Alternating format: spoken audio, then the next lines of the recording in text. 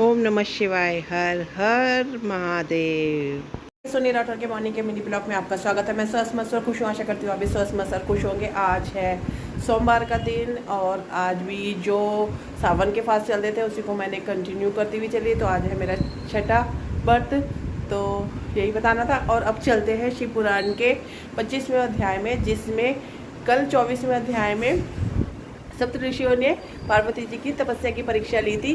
तो और आज के 25वें अध्याय में खुद भगवान शिव पार्वती जी की तपस्या की परीक्षा लेने के लिए निकल पड़ते हैं। तो चलो हम भी चलते हैं उस कथा की ओर। चलिए, रुद्र संहिता शिव पुराण खंड 3 25वां अध्याय, भगवान शिव द्वारा पार्वती जी की तपस्या की परीक्षा। चलिए। ओम नमः शिवाय। शिव पुराण 25वां अध्याय, शिवजी द्वारा पार्वती जी की तपस्या की परीक्षा करना। ब्रह्मा जी बोले, हे मुनिश्रेष्ठ नारद, सप्त ऋषियों ने पार्वती जी के आश्रम से आकर त्रिलोकीनाथ भगवान शिव को वहाँ का सारा वृतांत सुनाया। सप्त ऋषियों के अपने लोक चले जाने के पश्चात शिव जी ने देवी पार्वती की तपस्या की स्वयं परीक्षा लेने के बारे में सोचा। परीक्षा लेने के लिए महादेव जी ने एक तपस्वी का रूप धारण किया। उस स्थान की ओर चल दिए जहाँ पार्वती तपस्या रही थी। आश्रम में पहुंचकर उन्होंने देखा कि देवी पार्वती वेदी पर बैठी हुई थी और उनका मुखमंडल चंद्रमा की कला के समान तेजोत था। भगवान शिव ब्राह्मण देवता का रूप धारण करके उनके सम्मुख पहुंचे। ब्राह्मण देवता को आया देखकर पार्वती भक्तिपूर्वक उनका फल फूलों से पूजन सत्कार किया। पूजन के बाद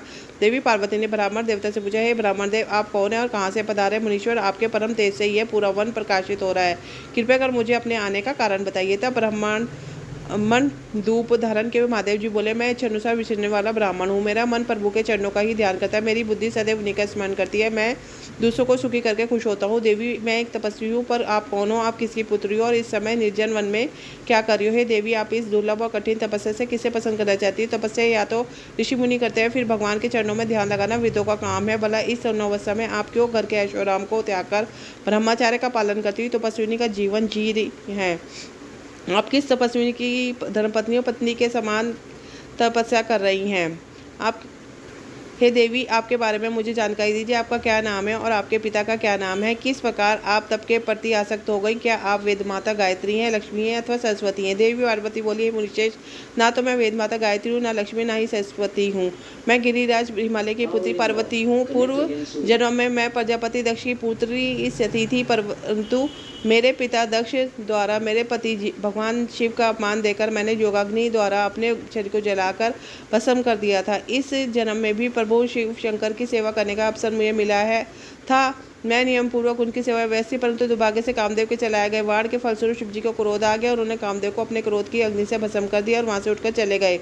उनके इस प्रकार चले जाने में पीड़ितों को उनकी प्राप्ति का पतन करने हेतु तपस्या गंगा के तट के पर चली आई हूँ। यहाँ मैं बहुत लंबे समय से कठोर तपस्या करी हूँ ताकि मैं शिवजी की पूर्ण पति रूप में प्राप्त कर सकूँ, परंतु मैं ऐसा करने में सफल नहीं हो सकी हूँ। मैं अभी अग्नि में प्रवेश करने वाली थी, आपको आया देकर ठहर गई। अब आप बताइए, मैं अग्नि में प्रवेश करूँगी क्योंकि भगवान शिव ने मुझे स्वीकार नहीं किया है। ऐसा कहकर देवी पार्वती उन ब्राह्मण देवता के सामने ही अग्नि में समा गई। ब्राह्मण देव ने उन्हें ऐसा करने में बहुत रोका, परंतु देवी पार्वती ने उनकी एक भी नहीं सुनी और अग्नि में प्रवेश कर लिया। परंतु देवी पार्वती की तपस्या के स्वरूप वह धधकती हुई अग्नि एकदम ठंडी हो गई। सहसा पार्वती आकाश में ऊपर की ओर उठने लगी। तब ब्राह्मण रूप धारण किए हुए भगवान शिव हंसते हुए बोले, देवी, तुम्हारे शरीर पर अग्नि का कोई प्रभाव न पड़ना तुम्हारी तपस्या की सफलता का सूचक है, परंतु तुम्हारी मनोवांछित इच्छा को पूरा ना होना तुम्हारी असफलता को दर्शाता है। अतः देवी, तुम मुझ ब्राह्मण से अपनी तपस्या के मनोरथ को बताओ। शिव जी के इस प्रकार पूछने पर उत्तम व्रत का पालन करने वाली देवी पार्वती ने अपनी सखी को उत्तर देने के लिए कहा। उनकी सखी बोली, हे साधु महाराज, मेरी सखी गिरिराज हिमालय की पुत्री पार्वती है। पार्वती का अभी तक विवाह नहीं हुआ है। यह भगवान शिव को पति रूप में प्राप्त करना चाहती है, इसके लिए इनके 3000